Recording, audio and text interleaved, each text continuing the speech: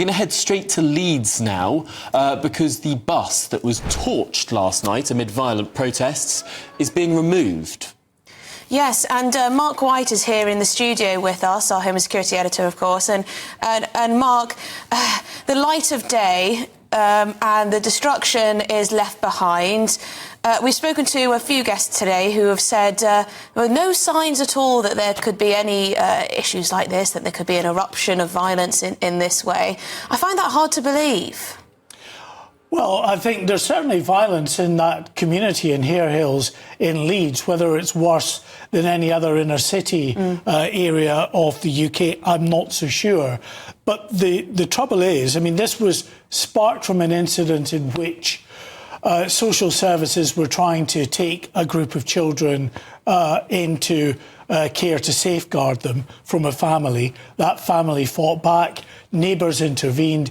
It then morphed into a very significant period of disorder that lasted more than 8 hours. And I was watching the live streams last night as they torched this double-decker bus. Thankfully, the driver and the passengers got off before the mob turned their attention on this bus. One of two buses that were attacked by those rioters last night, as well as, of course, the police car. Yeah, quite the clear-up operation we're looking at there in Leeds. But that wasn't the only disorder last night. The Metropolitan Police have confirmed that extra officers will now be on duty in the Whitechapel area of East London this evening after significant disorder that was there last night. There was violence within the Bangladeshi community, which saw some officers pelted with missiles, injuring 2 of them. Mark White, what can you tell us about that?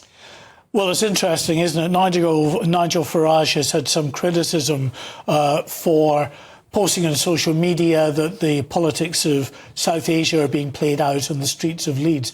Well, they absolutely were on the streets of Whitechapel in East London last night. The Metropolitan Police themselves have said that the violent protests, looking at some of the images of the protests there, which were quite significant and could have been a lot worse, but for the intervention of local officers on scene quickly, who were then backed up by more resources from across the Metropolitan Police area. There were 2 large groups of members of the Bangladeshi community in Whitechapel confronting and fighting each other.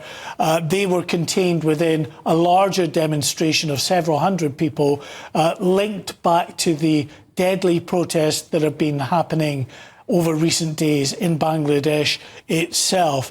And so the Metropolitan Police are saying that they had multiple 999 calls, they put additional resources down there, but the officers came under a hail of sort of missile and other projectiles that were thrown at them. 2 officers were injured.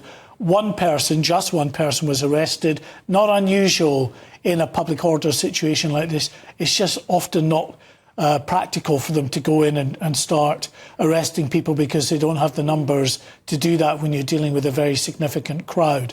But they will put extra resources into this area of East London tonight to ensure that any repeat of the scenes we saw last night can be quickly dealt with. So, Mark, let's get this straight. So there have been violent protests in Bangladesh, and we're seeing essentially a spillover in the Bangladesh community now in East London. Yeah, we've had a statement actually from Detective Chief Superintendent James Conway, who's in charge of policing in that area, Tower Hamlets area.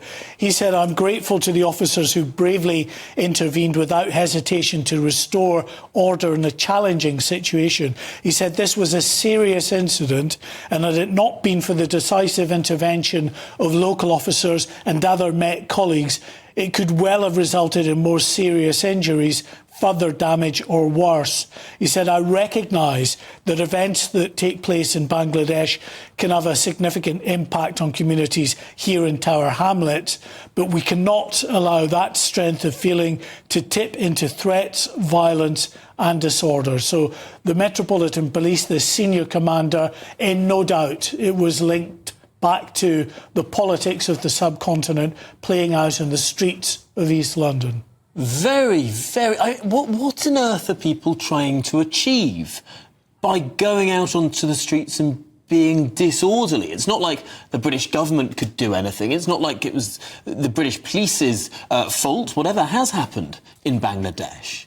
Yeah, well, this was actually rival groups, so clearly groups that were supporting different sides of the violence that's playing out in Bangladesh. So it wasn't, in the first instance, aimed at the police. They were fighting amongst themselves. It's only when the police intervened and they had riot shields at one point to hold the two opposing groups apart, then they turned their attention on the police, as they often do in these situations of serious public disorder. Isn't that delightful? Community tensions in Bangladesh now on the streets of Whitechapel. Good stuff. Well, coming up... Thank you, Mark.